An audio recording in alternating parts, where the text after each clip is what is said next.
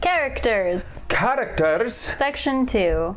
Characters. Oh, this is where I personally excel as a completely unknown actor and one who's probably only made equivalent to like $5,000 in his professional career.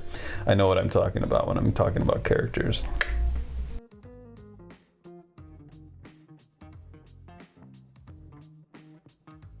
Yeah, so characters. Leadeth the way, lady of the ship. All right, so again, looking down at my crotch notes. Everybody in this show, major or minor character, is multi-dimensional. There is no one who is his 2D, flat, nothing.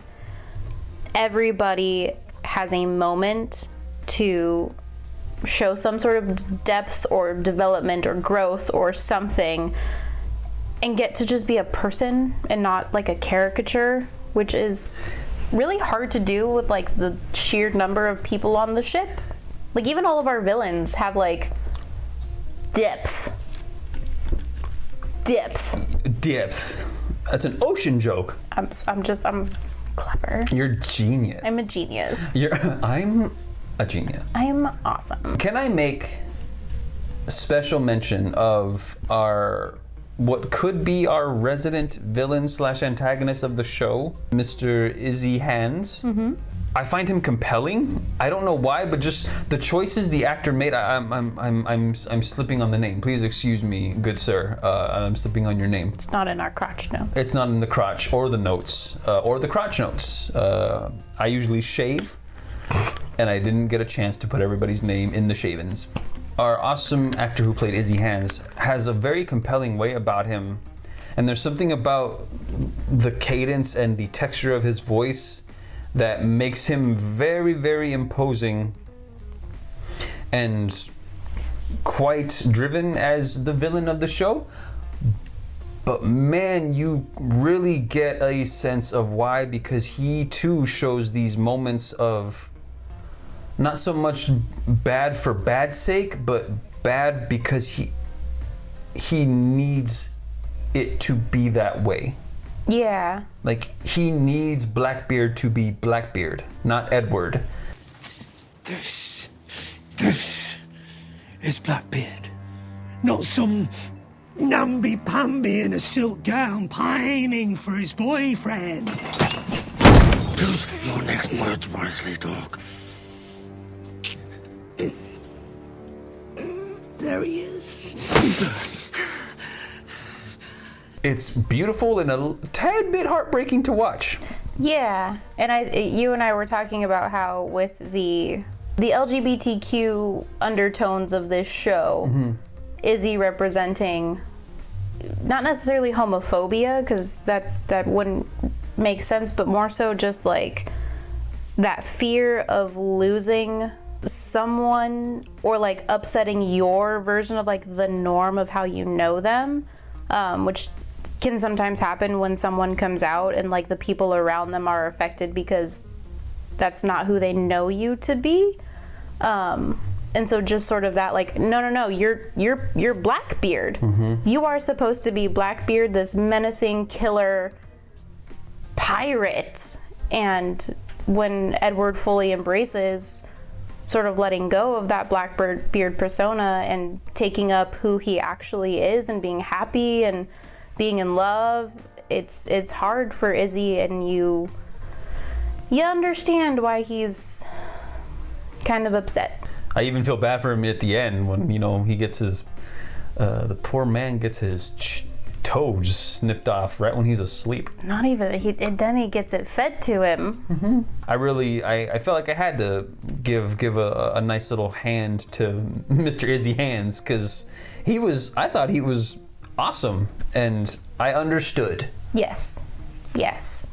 When someone very close to you comes out and you are completely blindsided, I mean, maybe not even blindsided, because him and Job, his name's not Job in the show. It's Will Arnett. Yeah, spoilers. Will the Batman Job Arnett.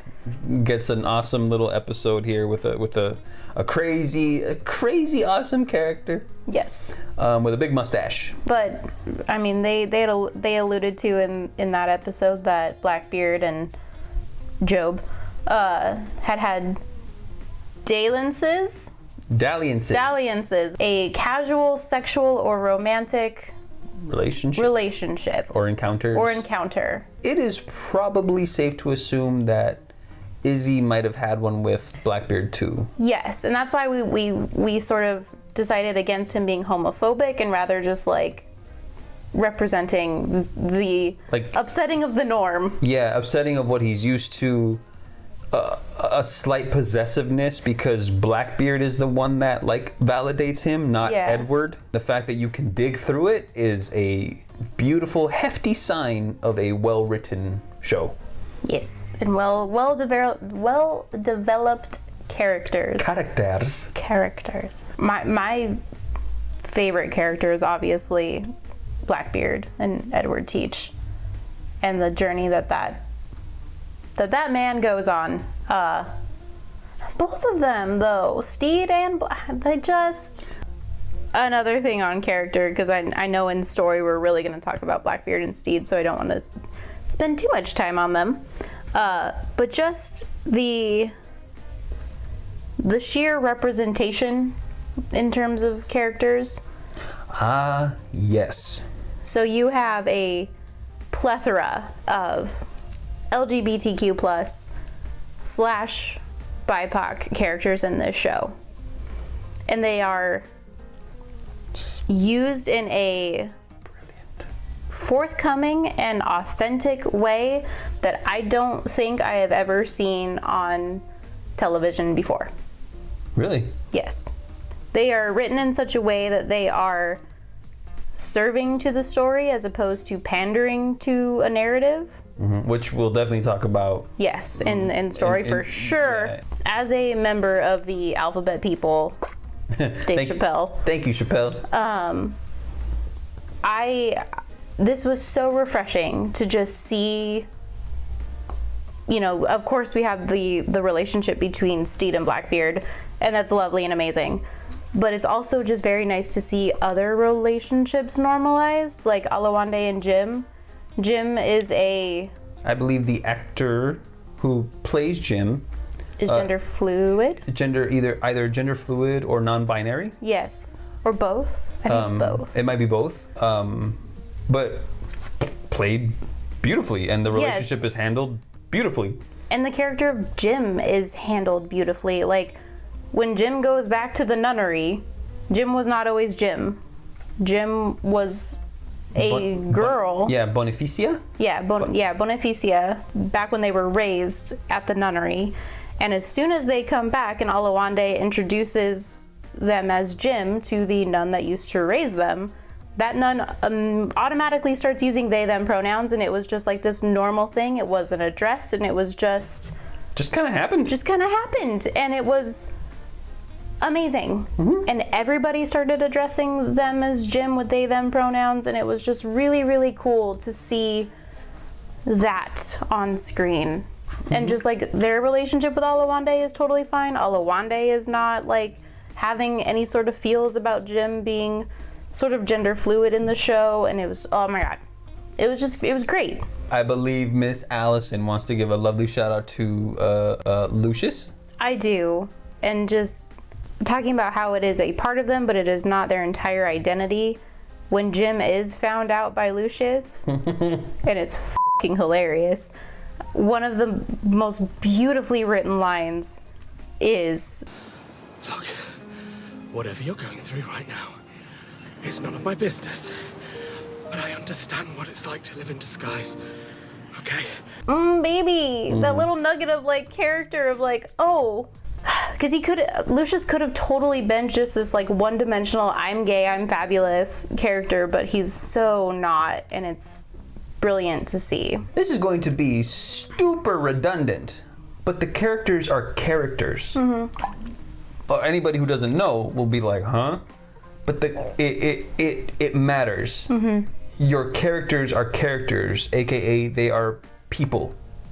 And people are like ogres. Ogres are like onions. Onions have layers. What, they stink? No. You know what else has layers? Cake. Everybody loves cake. Everybody Poppy. Parfaits. Everybody loves parfaits. You ever talk to anybody and say, hell no, I don't want no parfaits? To elaborate on that, your characters have layers, being that their entire story arc does not have to deal with the fact that they are gender fluid, gay, bi, trans, a person of color. They have more to them than that in this series. Like, yes, that is definitely a part of the narrative, but it is not their entire narrative. And that is really cool to see that. These things are absolutely a part of who they are, but it in a show like this, it would be sort of crippling to only focus on these things because we're dealing with a larger theme and we're dealing with a larger set of circumstances for these characters because they're pirates. Oh, you put it beautifully. My friends, I can't sing the praises enough because this is, as much as we are focused on the fact that our center stagers are very much Blackbeard and Steed, this is super ensemble. Your entire crew goes on this like character development growth of just what piracy means. That is an ensemble that I know for a fact that those characters will live on forever, and I have no doubt that the performers will all probably keep in contact because their chemistry was just a thing of diamond encrusted soul, and I loved it. So like we've been like spilling over like everything everywhere all at once. I think that's that multi-dimensional movie that came out. WandaVision 2. WandaVision starring Michelle Yeoh and Will the Buffer Arnett. But now we get to go on to the thing that foundations this whole thing, which is the story. The story. Story time. Now granted, we've been kind of talking about the story the entire time, but like now there's just a little bit of breakdown of the branches. Should we first talk about the history? Like the history parts? The history parts? The history. You mean the history of pirating? Yes. That we found out? Yes. So according to a recent study of the Smithsonian, I am not qualified to work there. According to the articles you read on the Smithsonian, I ran into a couple videos on like biography about like the truth about Stede Bonnet and Blackbeard and everything like that. We found out that this show was wildly accurate as far as for the life of pirating. Yo ho. That's how they called each other. You can cut that. No, you gotta do it. No. Because I'm gonna zoom in on you. No. And this scurvy is so random. This scurvy is so random. But yes, it was quite accurate in the portrayals of pirate life, mostly. I think on ships, not so much maybe with like all the plundering and stuff, because that's not what it's about. But yeah. Like how each ship was kind of its own little society. Yeah, so you had this like sort of pirate code that you abided by, but essentially pirate ships were their own thing, and you kind of joined a pirate crew because you didn't want to be governed in wherever you were living, and you didn't enjoy that, and you wanted a sense of freedom. Oh boy, you were free, because who's gonna tell you anything in the middle of the ocean? Nobody. Like while you're sailing for weeks or sometimes months on end. Months. Each ship became its own kind of community, and it held no real prejudice toward people of color, because anybody can be usurped. Like even if you were like a diplomat or somebody rich, and you know, if your pigment was very easily burned by the sun, if your crew mutinied, that was pretty much the end of you. But they all had their own little community and can basically enforce their own rules. And people of color were able to sometimes be captains and or at least like first mates or something like that. And it was really cool to learn about the fact that every ship was essentially just freedom, and you could live how you wanted to live. It might have been a little, there might have been like hedonistic tendencies because you're free and you're just with people, but it also kind of gave way to the fact that people could govern themselves in an honorable manner. That was cool, and that's exactly what happens in the show. Another thing that we found that was historically accurate was the homo-romantic relationships that took place on pirate ships. Romantic, homosexual, they had their own word for their own marriages. All sexual. Yeah. I don't mean that like everybody was just, but like everybody was on board. Yeah. You basically had a plethora. You had the more you know rainbow on each ship. Yeah. And I mean that in every sense. The rainbow, the alphabet people, like everybody was on a ship. Yeah. And they, what was that word? Dalliances? Yeah. Dalliances. Yeah, plenty of dalliances. That word was very commonly used back then to describe pirate ships and what happened on them. Mm-hmm. And so to sort of like flip the pirate narrative on its head of what people assume pirates are, like these like, we're gonna your women and all that kind of stuff, to see that there was more of a like all-inclusive tender side to things is really nice. I'm sure maybe there was some things of pirates just being absolute maniacs. Oh, I'm sure. But maybe we're talking about a different time. I don't know too much about all the different nations that pirated. I'm sure some of them were extremely violent. Yeah. But in this particular region, this particular group, it was very much the like if you were useful on a ship, you were useful on a ship. Mm-hmm. Homo-romantic relationships that happened, we found out like it didn't always lead to intimate relationships, but you developed a very special bond with your crewmates. Sometimes it did lead to intimate relationships of all kinds, but also sometimes it was intimate relationships without the homo-romantic stuff. It was literally just a way of releasing because you were at sea for so long. And that's apparently a very hard life. Pun kind of intended. As I drink a phallic drink. Slurp. So how do we want to tie that into the story?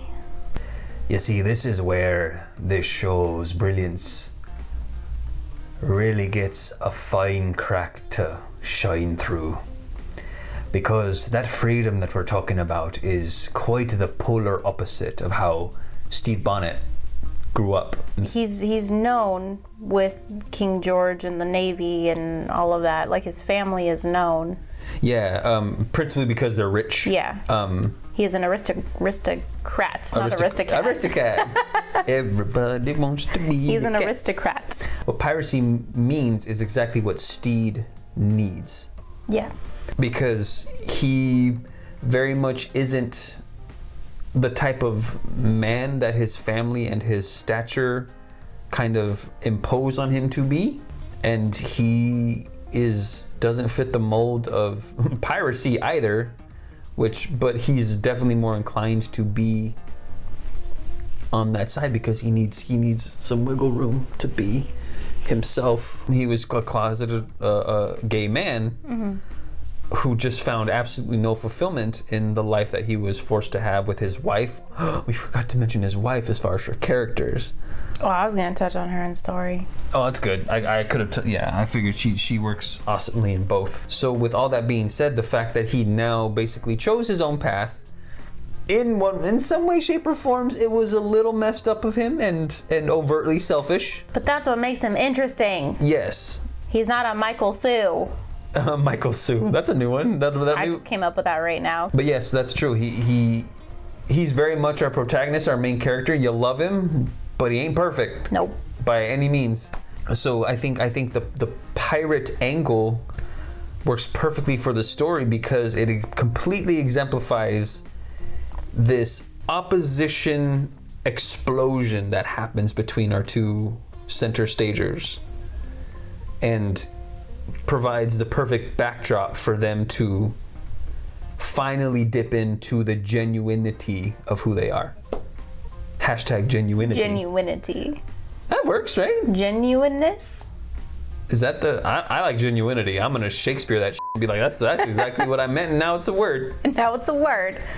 Beep bap a doop bap. So as far as for the story that we have implemented in this lovely parallel dynamic of our two center stagers, just is the perfect backdrop for being honest with yourself and becoming who you actually are, and not being afraid to do so. I remember we were rewatching it, and in my notes I wrote "Hero's Journey?" Mm-hmm. I remember, yeah. And it's because you're watching this and you're like, oh, this man Stede Bonnet is on a hero's journey, and it follows all the same beats if you break it down, and it's like it's a beautifully crafted hero's journey at the end of the day. Mm-hmm. But just not as in your face with it as, say, like Star Wars or, you know, Hercules or whatever. She's mentioned them a couple times, but this show has beautiful setups and payoffs. Yeah. They have, like, I want to say 5 of them. Mm-hmm. Done awesomely.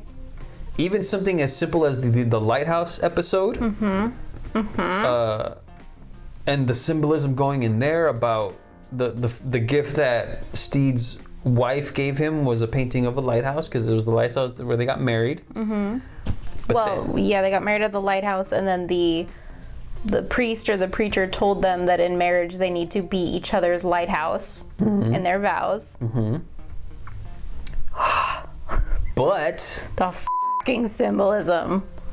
But later on, when they're about to get their asses kicked by a Dutch, Spanish, Spanish or the Dutch Spanish Armada, they think they're screwed, and then what's that painting?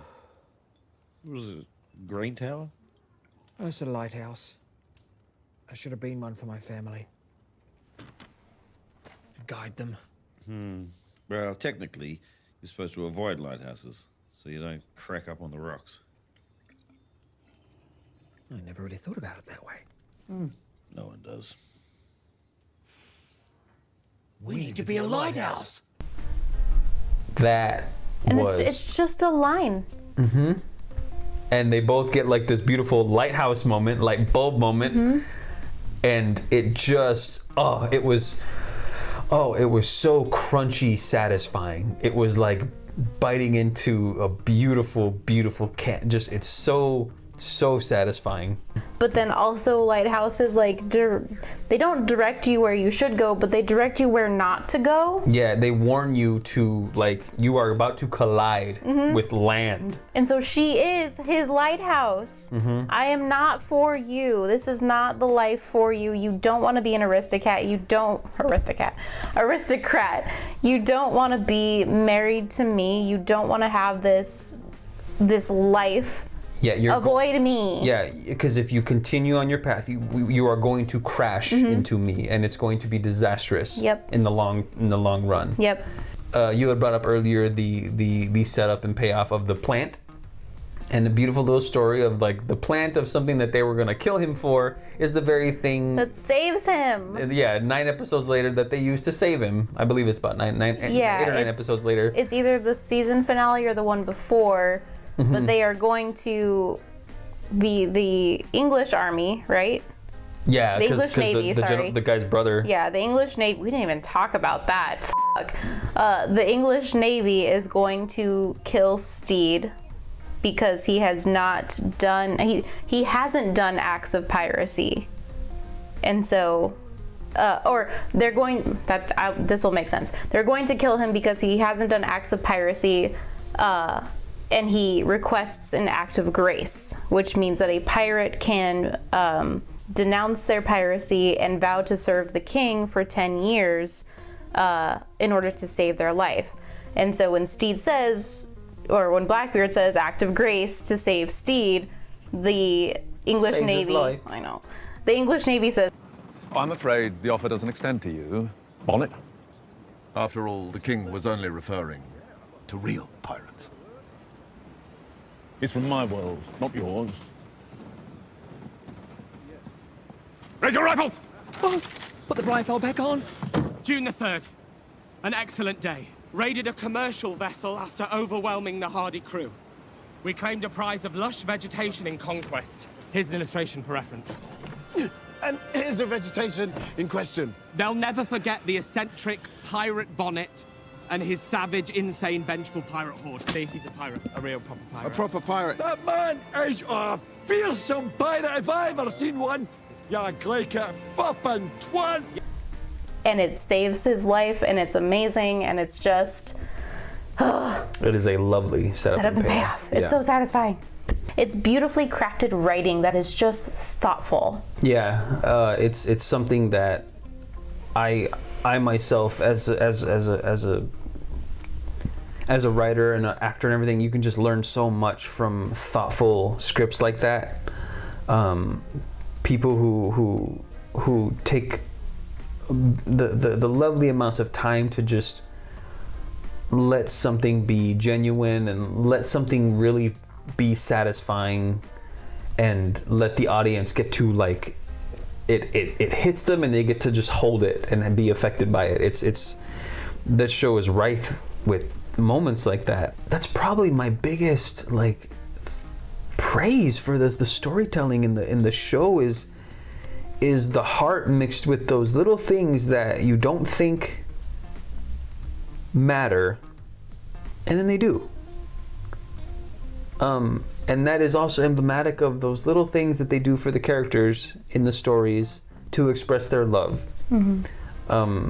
It really I don't know, I guess thinking about it right now, it really is kind of a show about the little things that equate to big things that just kind of compile and you eventually just share these moments with these characters and you completely understand why they fall in love and why they will die for each other and they'll fight with each other and I mean that like with like side by side.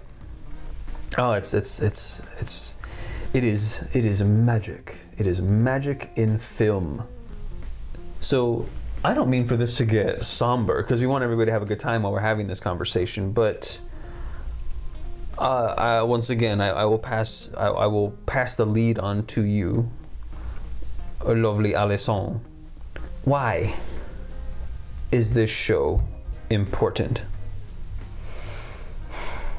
I think that this show is important because for me, and like I said, being a part of the alphabet people, LGBTQIA+, and also all of my BIPOC brothers and sisters and everybody that has ever felt like any sort of outsider or minority or outcast. This show just has a way of being just a beautifully crafted story for all of those people. It is, like you said, it's accessible to everybody, and I think that everybody should watch it, but it is as a brilliant artist on Instagram that Taika actually reposted to his Instagram wrote, this show I feel like was made for us. It was a gift for us to see those types of people represented in story in the most non-pandering, non-agenda pushing way. It just is, and it's beautiful. It's just a beautiful, beautiful story, and I think that's why it's important. I believe the words in that lovely post were, it is a show made by minorities for minorities. For minorities. Yeah, speaking for the story part that's going on in the show, the fact that it is, how you said, non-agenda pushing, non-pandering is hyper important because then that means more people can hear it. That means more people can absorb what they're actually watching, and it does something. This show does something that I think anybody who might have any type of problems, either in a mind, either because you're you know, if people are coming out and they're afraid to, or anything, you know, the life of anybody who has to go through that, this show can humanize that experience and completely connect you to the empathy, because then you realize that it is a very human thing, because we're dealing with, as we've been saying all the entirety of this discussion and this show, characters who are characters, humans being humans. I try to watch a lot, but to do it this effectively at this level is rare in my particular experience.